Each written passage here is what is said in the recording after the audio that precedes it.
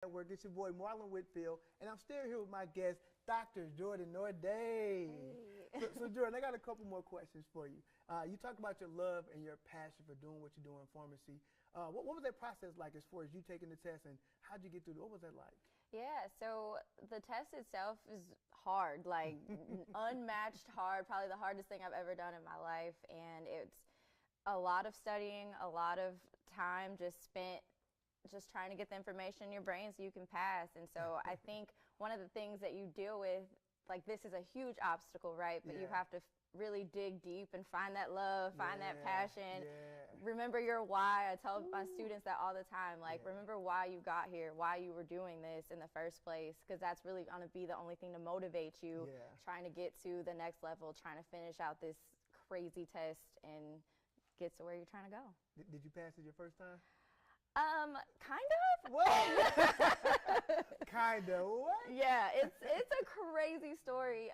So when I first took my exam, I was an emotional wreck, if you will. So I took my test, found out, I waited a week, almost 10 days to get the results for this exam. Found out I passed. Okay.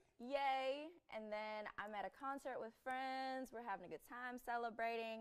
I get the news in an email. It says, "We regret to inform you." Ooh. That's like the subject line. I'm like, what do you mean? What do you regret? What do you, no regrets. What are you talking about? I'm good. Yeah. And so I opened the email. I told my friends, I'm like, I got this email. Should I open it? They're like, no. But I'm over here worried, right? Like I'm not. I got like I got to. So I opened the test. I opened the email.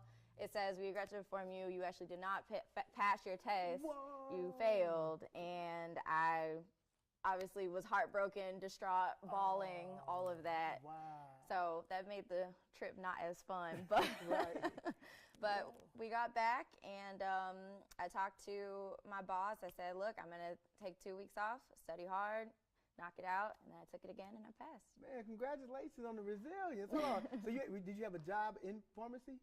Yeah, so I was working as a student until as a graduate intern until I got my license, which is what the board exam is for. And so once I finally passed, I got my license, everything was good. And so you got a job saying that I had my license, found out you didn't have your license, told them that you didn't have your license?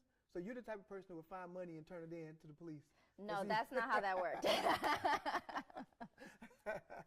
No, it was definitely a shocker. I had to, essentially you have to be truthful about what you're doing, because you can get in a lot of trouble if you're operating without a license as a person with one. So I worked too hard for mine, so we're not jeopardizing that in any way.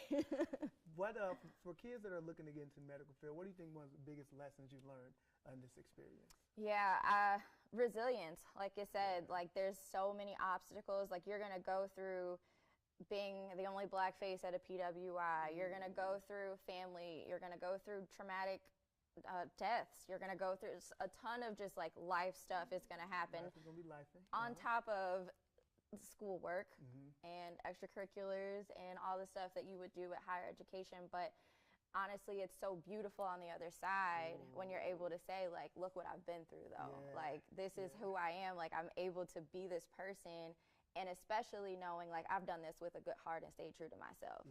So those are, like, it tests your morals, it tests your values, it tests everything a part of you.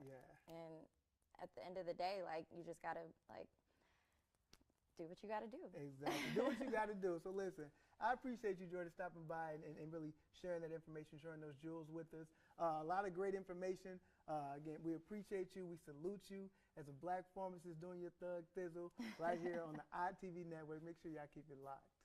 Man, that is dope, man. I love it. I love it. Yes. I love it. That's a great story. You can share that with your people anytime you got, like, listen, this is what I do. Yes. This is what I did. That's what I did. Yes. I'm not going back. People are like, you going back to school? Absolutely not. I'm done. I'm done.